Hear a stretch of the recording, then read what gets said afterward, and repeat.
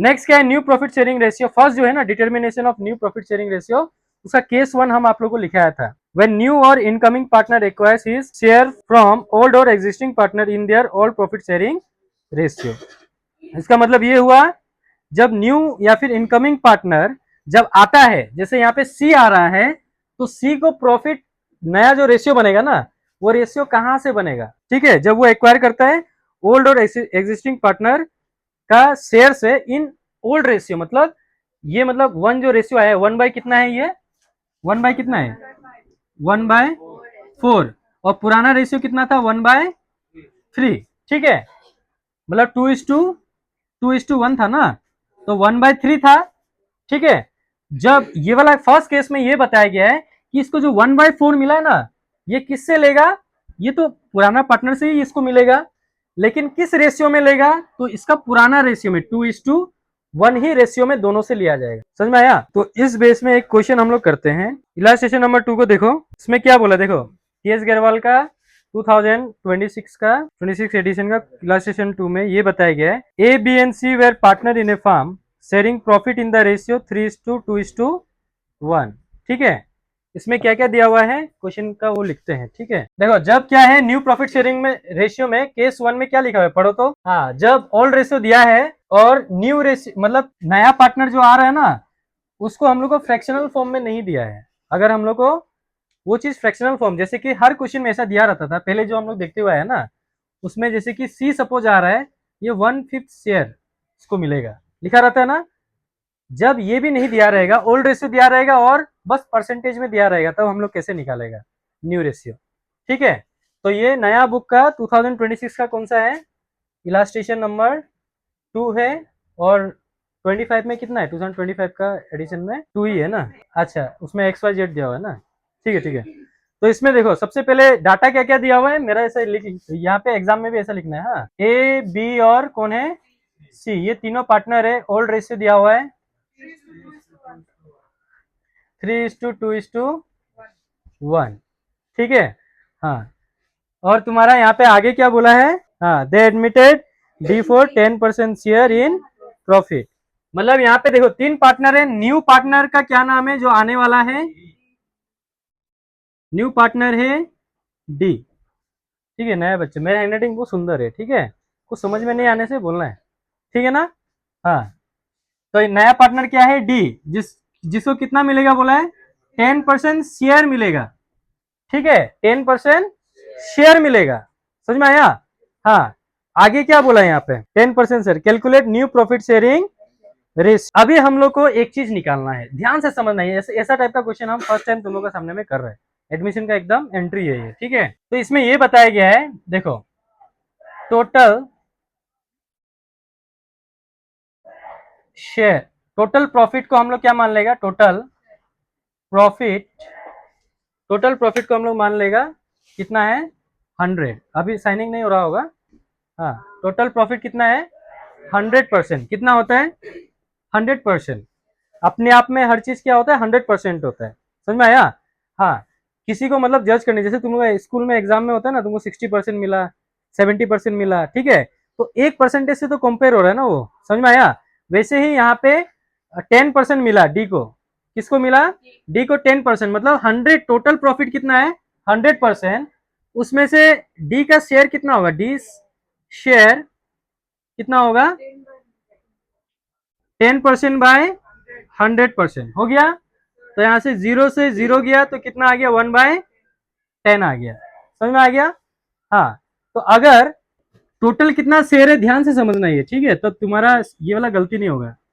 Business का total share, ये तुम्हारा बिजनेस का टोटल शेयर है, समझो ये टोटल शेयर है, ठीक है। टोटल शेयर मतलब ये कितना है, ये 10 है, कितना है 10 है, समझ में आया। तो इसको 10 भाग करता है सबसे पहले, 1 2 3 4 5 6 7 8 9 10, 9 11 हो गया ना, एक कमती कर देते हैं, हो गया 10, 1 2 3 4 5 6 7 8 9 10, हो गया 10। अब ध्यान से देखना, ठीक है, ये जो पार्टनर आ रहा है इसको कितना मिलेगा 1/10 मिलेगा, 1/10 मिलेगा ना, मतलब कि उसका 10, टोटल कितना है 10 है, टोटल कितना है ये 10 है, समझ में आया। 10 में से एक हिस्सा किसको मिलेगा, ये डी को मिलेगा, जो कि कितना है 1/, मतलब ये टोटल 10 है, ये 10 और ये 1 क्या है, एक हिस्सा इसको मिल रहा है, समझ में आया। और बच गया कितना 9 और टोटल कितना है 10, 9/10 क्या है, ये बच गया, इसी को बोलता है रिमेनिंग शेयर्स। ये स्कूल में कराया था ऐसा वाला, कराया ना, अच्छा तब तो हम बेकार में टाइम लॉस किया है। तो आपको समझ में आ रहा है तो हाँ, तो रिमेनिंग शेयर कितना है 9/10 है, समझ में आया। तो यहाँ पे सबसे पहले हम लोग किसका निकालेगा, ए का, सबसे पहले एस न्यू शेयर। देखो शेयर और रेशियो का क्या डिफरेंस होता है, अगर हम लोग फ्रैक्शनल फॉर्म में लिखेगा तो वो शेयर बन जाएगा, शेयर बोलता है, और अगर रेशियो फॉर्म में लिखेगा तो रेशियो हो जाएगा, समझ में आया। फ्रैक्शन और रेशियो दोनों क्या होता है, अलग अलग नहीं होता, दोनों एक दूसरे से जुड़ा हुआ रहता है, समझ में आया। हाँ, तो यहाँ पे कितना हो गया, टोटल रिमेनिंग शेयर कितना है 9/10 रिमेनिंग शेयर है, उसमें से ओल्ड शेयर कितना है, हम पहले चलो एक तो फॉर्मूला ही बना देते हैं, remaining share into old share, समझ में आया। तो रिमेनिंग शेयर कितना है 9/, इंटू 3/6, तो कितना हो जाएगा 9 3 जा 18, वेरी गुड, 10 60 हो गया। तो इसका न्यू शेयर कितना आ गया 18/60। फिर नेक्स्ट आ जाएगा 20 न्यू शेयर, ठीक है, वही तो कौन बोला ये 18, हम भी तुम लोगों के साथ गधों के साथ बैठ के गधा बन गया देखो। हाँ, तो remaining share into old share, very good, अगर ऐसा तुम लोग सोच रहे हो तो बहुत अच्छा बात है, ठीक है, मतलब आप लोग एक्टिव है। तो 9/10 इंटू कितना 2/6, यानी कि कौन सा है ये 2 है ना, टोटल है 6, हाँ 18/60, वेरी गुड। और तुम्हारा 6 न्यू शेयर, शांति शांति आराम से आराम से, remaining share into old share, remaining share कितना है 9/10 इंटू ओल्ड शेयर कितना है 1 बाय टोटल देखो 3 5 और ये 6, तो 1/6, तो 9 इंटू 1 जा 9, 10 6 जा 60 हो गया। अब निकलेगा हम लोग का किसका, डी का, ठीक है। किसी का मन में ये क्वेश्चन हो सकता है सर डी का तो ऑलरेडी दिया हुआ है 1/10, ठीक है, लेकिन क्यों उसको निकालेगा, क्योंकि डिनोमिनेटर अलग अलग है, देखो इसका 60 है का न्यू शेयर का, इसका 60 है, इसका 60 है, इसका 1/10, तो उसको 60 करना होगा, समझ में आया, क्योंकि सबका डिनोमिनेटर इक्वल होगा तभी जाके रेशियो बनेगा, समझ में आया, तभी जाके हम लोग रेशियो में लिख सकते हैं, समझ में आया। अलग अलग डिनोमिनेटर उनसे हम लोग नहीं लिख सकते हैं रेशियो में, समझ में आया। हाँ, तो यहाँ पे हम लोग डिनोमिनेटर चलिए सेम करते हैं, तो यहाँ में डीस न्यू शेयर इक्वल्स टू क्या होगा 1/10 इंटू कितना इंटू करने से दोनों साइड, नीचे 6 करेगा तो ऊपर भी 6 करना होता है, समझ में आया, नीचे जितना करता है ऊपर भी उतना करना पड़ता है, शायद 1 2 में हम लोग ये मैथ्स किया हुआ है, समझ में आया। डिनोमिनेटर सेम वाला, 1 6 जा 6, 10 6 जा 60, तो न्यू रेशियो निकल गया, new ratio is equal to कितना है 1 6 जा 6, और सॉरी न्यू रेशियो हम भी क्या लिख रहे हैं, न्यू रेशियो तुम्हारा ए बी सी का देखो कितना है, new ratio of A is to B is to C is to D, ये कितना होगा 27 इज टू 18 इज टू कितना 9 इज टू 6।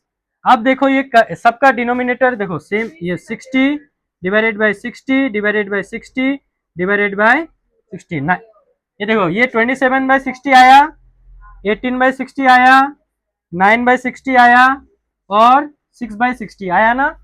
हाँ, तो अभी इसको हम लोग क्या करेंगे, फ्रैक्शन को नहीं लिखने से भी होगा अभी, तो इसको हम लोग क्या करेंगे हटा देंगे, 27 is to 18 is to 9 is to 6, समझ में आया इतना तक। हाँ, अभी ऐसा कौन सा मल्टीप्लीकेशन है जिसमें सारा आता है, हाईएस्ट मल्टीप्लीकेशन, हाईएस्ट कितना नंबर है जिससे सब कट रहा है? देखो हाईएस्ट नंबर क्या है? 6 से कटता है सब। 6 का टेबल में नहीं आता है ना। उसका लोएस्ट कितना है? 5 में तो नहीं आ रहा है, 4 नहीं आ रहा है, 3 आ रहा है। तो 3 2 जा 6, 3 जा 9, 3 कितना जा 18, 3 6 जा 18, 3 9 जा 27। तो न्यू न्यू रेशियो कितना है? 9:6:3:2। बुक में देखो इतना दिया है, 9:6:3:2। इसका मतलब हम क्या है? जीनियस। चलो लिखो, उतारो। को यस, इसमें किसी का डाउट है? कुछ डाउट न्यू बॉय? नहीं है ना? समझ में आ रहा है तो आपको?